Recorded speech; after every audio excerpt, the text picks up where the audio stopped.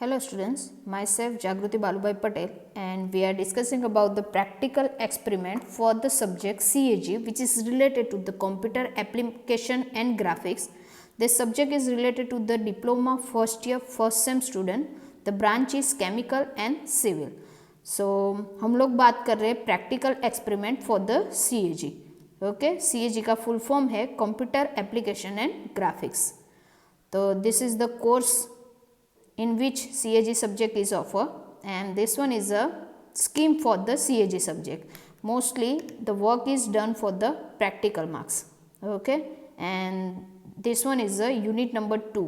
ये जो unit number 2 है इसके रिलेटेड जो प्रैक्टिकल एक्सपेरिमेंट है उसके बारे में हम लोग बात कर रहे हैं. The unit number 2 is depend on a MS Word 2007. तो उसके रिलेटेड जो प्रैक्टिकल एक्सपेरिमेंट लिस्ट है वो ये रहा. कल के लेक्चर में हमने entering and editing text in document file के बारे में डिस्कस किया था थियोरेटिकली. ओके, तो आज मैं पूरा आप लोगों को बताऊंगी कि वो प्रैक्टिकली कैसे परफॉर्म होता है. Okay, and the next part is applying formatting features on a text like bold, italic, underline, font type, color and size. And the second is applying features like bullet and numbering. तो ये दोनों के बारे में हम लोग practically discuss करेंगे.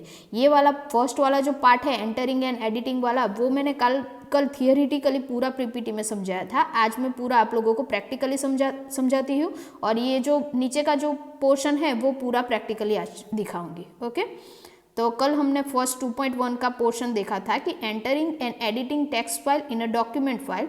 तो सिंपली MS Word 2000 इस तरह से दिखाई देगा जब हम लोग ओपन करेंगे तब. ओके, अगर उसके अंदर कोई न्यू डॉक्यूमेंट फाइल ओपन करनी है तो यहाँ पे जो सिंबल है दिस सिंबल उस पर हम लोग क्लिक करेंगे तो इस तरह से एक मेनू ओपन होगा जिसमें हमें न्यू सिलेक्ट करेंगे तो इस तरह से एक दूसरी विंडो ओपन होगी जिसमें हमें ब्लैंक डॉक्यूमेंट सिलेक्ट करना है. ओके, तो उस तरह से हम लोग फाइल ओपन कर सकते हैं. तो ये पूरा ब्लैंक पेज ओपन होगा. ओके, आफ्टर दैट एडिटिंग के लिए undo command, redo command. Okay, मतलब कि लास्ट में जो लिखा है वो मुझे गायब करना है तो उसके लिए अंडू कमांड, और जो गायब किया था मतलब कि अंडू किया था उसे फिर से वापस लाना है तो उसके लिए रीडू कमांड.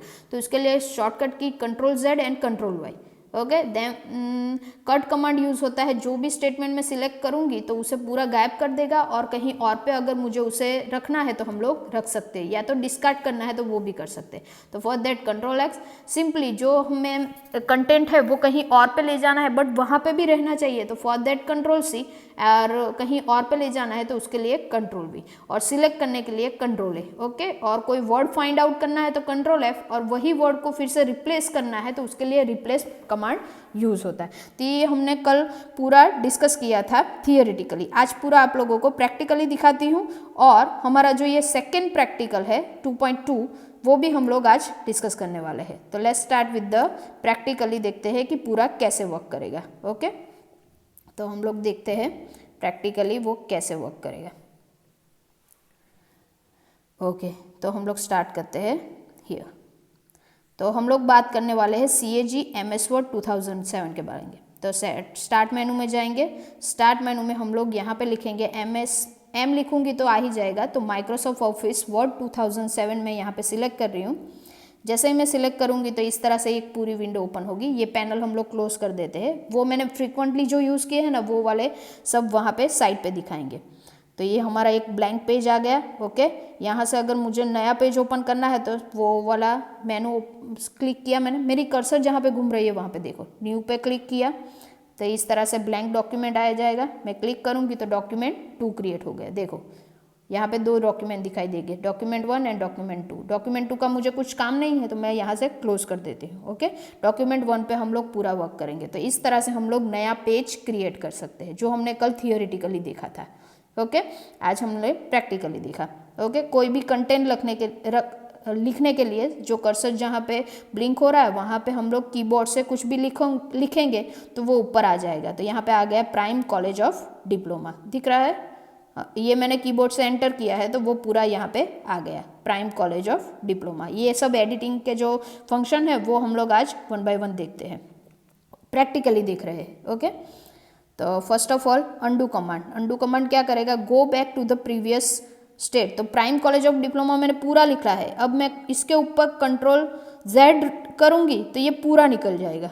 देखो कंट्रोल Z पूरा निकल गया क्योंकि मैंने पूरा साथ में लिखा था। अब रीडू करने के लिए कंट्रोल Y, तो कंट्रोल Y लिखा तो वो जो अंडू किया था वो फिर से वापस आ गया। ओके, ये मैंने पहले से लिखा था। अब मैं लिख रही हूँ कॉमा करके मांगरोल। ओके, तो हम लोग लिखते हैं कॉमा देन मांगरोल। ओके, अब मैंने प्राइम कॉलेज ऑफ डिप्लोमा पहले से लिखा था, कॉमा मांगरोल अभी लिखा है, तो अगर मैं कंट्रोल Z करूंगी तो कॉमा मांगरोल गायब हो जाएगा, लास्ट वाला स्टेट। ओके, और कंट्रोल Y करूंगी तो वो फिर से आ जाएगा। तो go back to the previous state control Z और reverse the change made by the undo for the control Y। तो इस तरह से कंट्रोल Z और कंट्रोल Y वर्क करेगा। अब कट देखते हैं, तो कट क्या करेगा, पूरा जो स्टेटमेंट मैं सिलेक्ट करूंगी, सिलेक्ट हम लोग कर्सर से इस तरह से माउस से भी कर सकते हैं, और कंट्रोल A करेंगे तब भी वो सिलेक्ट हो जाएगा। ओके, पहले तो मैंने मांगरोल वाला पोर्शन निकल दिया। ओके, कट देखो, सिलेक्ट करने के लिए कंट्रोल A, माउस से भी हम लोग कर सकते हैं इस तरह से सिलेक्ट पोर्शन। मैं यहाँ पे कर रही हूँ कंट्रोल A, पूरा सिलेक्ट हो गया। ओके, डॉक्यूमेंट के अंदर जितने पोर्शन होंगे सब। अब मैंने कंट्रोल X किया तो पूरा ये गायब हो गया। अब यही जो मैंने कंट्रोल X किया है, मतलब कि वो क्लिपबोर्ड में कहीं पे रखा होगा, तो मैं दूसरे डॉक्यूमेंट में उसे डॉक्यूमेंट 3 आ गया है, कंट्रोल V करूंगी तो यहाँ पे पेस्ट हो जाएगा, और जो मेरा फर्स्ट डॉक्यूमेंट 1 था वहां से वो गायब हो गया है। ओके, यहाँ पे मुझे वापस लाना है तो फिर से कंट्रोल V करो तो वो वाला पोर्शन आ जाएगा। तो कंट्रोल X के क्या होगा कि पूरा जो पार्ट हमने सिलेक्ट किया था वो उसे गायब कर देगा, क्लिपबोर्ड में सेव करके रखेगा, और जैसे ही कंट्रोल V करेंगे तो वो वहाँ पे प्लेस्ड हो जाएगा एज अ जो कंटेंट कट किया था वो। अब हम लोग कॉपी देखते हैं, तो कॉपी में क्या होगा कि कॉपी में वो वाला पोर्शन गायब नहीं होगा, वहीं पे रहेगा। ओके, बट वो क्लिपबोर्ड में तो स्टोर रहेगा। तो मैंने कॉपी किया, देन कंट्रोल V करेंगे तो उसी तरह का सेम स्टेटमेंट फिर से नीचे आ जाएगा, मुझे वापस लिखने की ज़रूरत नहीं है। तो सेम स्टेटमेंट अगर मुझे दूसरी बार यूज़ करना है तो उसे वापस लिखने की ज़रूरत नहीं है, सिलेक्ट कॉल से उसे कंट्रोल A करके पूरा सिलेक्ट करो, after that copy and paste, control C and control V। अब देखते हैं फाइंड, तो फाइंड करने के लिए कंट्रोल F, जैसे ही मैं कंट्रोल F पे क्लिक करूंगी तो इस तरह से एक विंडो डायलॉग बॉक्स ओपन होगा। यहाँ पे टेक्स्ट बॉक्स में मुझे फाइंड करना है प्राइम, तो ये टेक्स्ट बॉक्स में मैं लिख देती हूँ प्राइम। तो जैसे ही मैं प्राइम लिखूंगी और फाइंड नेक्स्ट करूंगी तो मेरे डॉक्यूमेंट के अंदर जहाँ जहाँ पे प्राइम लिखा होगा सब आएगा। देखो ये फर्स्ट प्राइम फाइंड हुआ, देन फाइंड नेक्स्ट करूंगी तो दूसरा जो प्राइम है वो सिलेक्ट आएगा। ओके, तो इस तरह से पूरे यहाँ पे तो 2 ही स्टेटमेंट है, मगर बहुत सारे अगर डॉक्यूमेंट पूरा बना है और उसमें कुछ वर्ड को मुझे फाइंड आउट करना है तो हम लोग ये फाइंड डायलॉग बॉक्स का यूज कर सकते हैं। ओके, नेक्स्ट हम लोग डिप्लोमा सर्च किया था। अब मैं यहाँ पे डिप्लोमा प्राइम हमने सर्च किया था, अब हमने डिप्लोमा सर्च करके देखते हैं। ओके, तो मैं यहाँ पे लिख रही हूँ डिप्लोमा। ओके, फाइंड नेक्स्ट करूँगी तो फर्स्ट डिप्लोमा में आएगा, देन फाइंड फिर से नेक्स्ट करूँगी तो नीचे वाले। अब रिप्लेस करने के लिए रिप्लेस वाला टैब देखो ऊपर दिख रहा है, तो वो जो रिप्लेस वाला ये रहा, तो उस पर मैं क्लिक करूँगी तो इस तरह से आएगा। फाइंड पहले बटन में जो रिप्लेस करना है वो, और रिप्लेस किससे करना है तो मैंने डिग्री लिखा, तो जैसे ही मैं रिप्लेस ऑल करूँगी तो दोनों डिप्लोमा का जो वर्ड है वो डिग्री हो जाएगा, और जो सिलेक्टेड है उसे ही रिप्लेस करना है तो मैं वहाँ पे रिप्लेस करूँगी तो सिर्फ एक ही, जहाँ जो डिप्लोमा सिलेक्टेड पोर्शन में था वही डिग्री होगा और ऊपर वाला डिप्लोमा ही रहेगा। तो यहाँ पे प्राइम कॉलेज ऑफ डिप्लोमा और प्राइम कॉलेज ऑफ डिग्री आ गए, जो सेकंड पोर्शन था उसे मैंने चेंज किया। ओके, तो यूजिंग कंट्रोल F से ही हम लोग फाइंड और रिप्लेस दोनों कर सकते हैं। ओके, तो एक ही डायलॉग बॉक्स के अंदर 2 ऑप्शन आएंगे। आज हम लोग डिस्कस करने वाले हैं practical 2.2 which is applying formatting features on text like bold, italic, underline, font type, colour and size. Okay, तो इसके बारे में डिस्कस करेंगे। तो ये पूरा पोर्शन है तो वो हम लोग आज डिस्कस करने वाले हैं। पूरा मैं प्रैक्टिकली ही दिखा देती हूँ आप लोगों को। तो पहले तो मैं ये वाला स्टेटमेंट निकाल देती हूँ, एक ही स्टेटमेंट पे अप्लाई करेंगे। ओके, उससे पहले यहाँ से फॉन्ट टाइप सिलेक्ट होगी, बट उससे पहले मैं ये पूरा एम वहाँ पे रख देती हूँ तो हमें वहाँ पे दिखाई देगा कि हम क्या करने वाले हैं। तो यहाँ से मैं एक एंटर करती हूँ, ऊपर वाले पोर्शन में वो पेस्ट कर देती हूँ। ओके, बहुत छोटा है तो पहले मैं उसकी साइज़ बढ़ा देती हूँ। यही पोर्शन हम लोग देखने कि कैसे साइज़ बढ़ानी है, तो अभी मैंने साइज़ बढ़ा दी। ओके, थोड़ी ज़्यादा बढ़ गई है। Okay okay. तो हम लोग अब प्राइम कॉलेज फीचर्स के ऊपर टेक्स्ट लाइक बोल्ड, तो मुझे ये टेक्स्ट को बोल्ड करना है तो पहले मैं उसे पूरा सिलेक्ट करूँगी। देखो यहाँ पे बी है तो उसके ऊपर क्लिक करूँगी तो वो बोल्ड हो जाएगा। बोल्ड साइज चेंज करने के लिए ऊपर ये पोर्शन है, ये अपर पे क्लिक करूँगी, देखो बाजू में साइज चेंज हो रही है 36, ओके 36 हो गई। कलर, उससे पहले टाइप देख ले, तो फॉन्ट टाइप सिलेक्ट करने के लिए यहाँ पे ये बॉक्स है, तो ये टाइम न्यू में इस तरह से दिखा जाएगा।